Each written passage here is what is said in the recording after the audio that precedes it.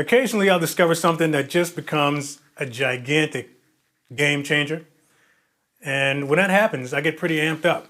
I've been playing over 25 years, so to learn something new that affects your playing that much after playing for that long, it's pretty exciting stuff. This little tip is all about the hands, and it has a lot to do with this.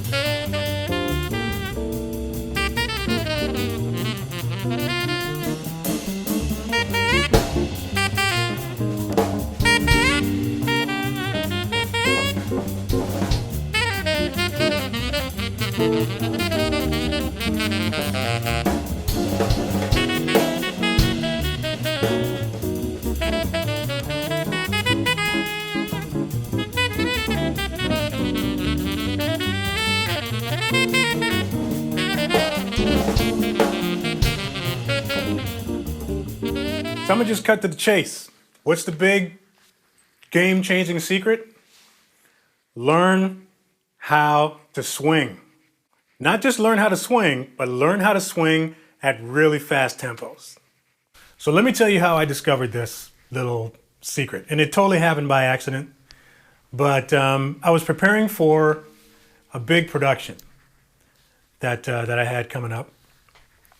And I got the list of songs that just involved playing a ton of different songs during the concert, lots of different styles of music. And one of the songs happened to be a big band swing tune at 290 beats per minute.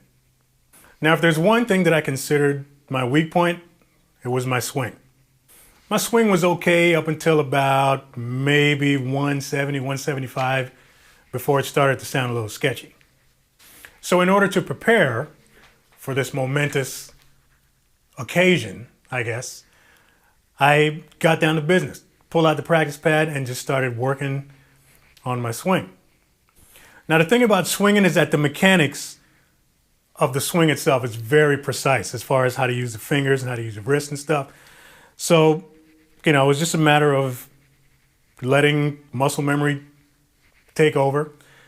I found out a specific movement that felt good to me on how to get done what I needed to get done, and I just repeated it over and over and over and over, and slowly worked my speed up until eventually I was swinging pretty comfortably at around, anywhere between 280 and 300.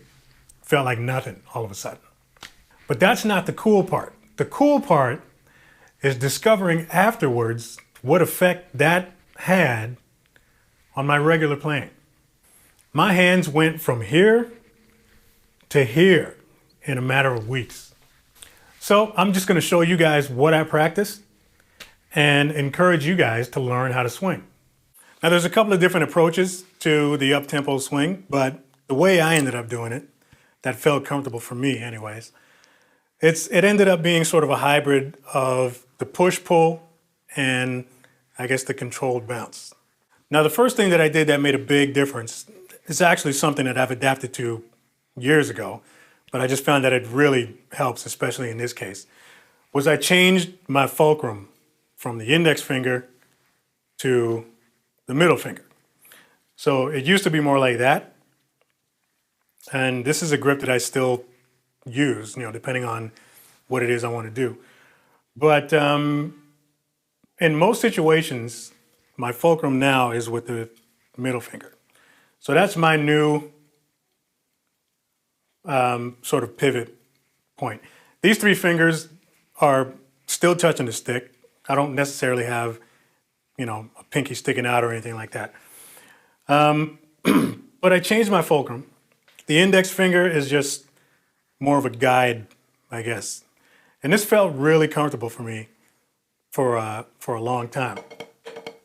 So when the time came to work on this swing motion, it felt really good. So just remember this. T, R, P. All right? Tap, rebound, pull. Those are the three movements to this particular stroke. So it's a tap and then a bounce, and then the pull happens when you pull up the end of the stick like that. So you end up with this kind of thing. It's a little hard to do slow, but it looks like this. Tap, let it bounce, pull it up. Tap, let it bounce, pull it up.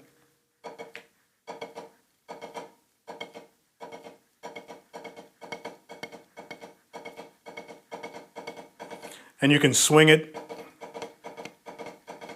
or you can straighten it out. But that's all I'm doing. Tap, bounce, pull.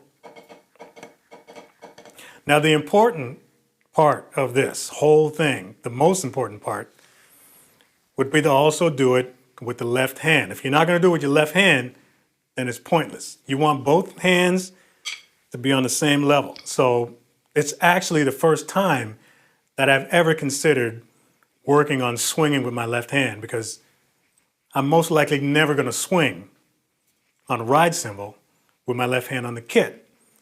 But everything that you do on the snare, ghost notes, drags, taps, everything that you do on the snare is going to feel way, way better after a few weeks of just doing this. If you can swing with your left hand as well as you can swing with your right hand,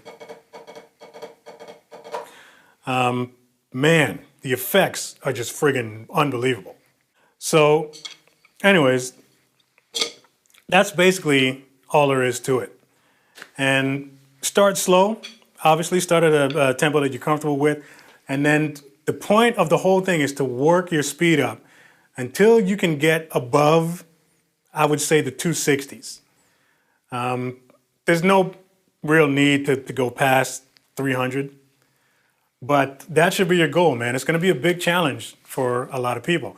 But the benefits to swinging, practicing your swinging is the equivalent of deadlifts, for those of you guys that work out. It works on so many important things at the same time that it's just inevitable that it's going to affect everything else that you do on the kit. So I don't care what kind of music you play, R&B, death metal, country, it doesn't make any difference. If you can swing at high tempos, your hands are going to be next level. So there's my tip. Hope it helps you out.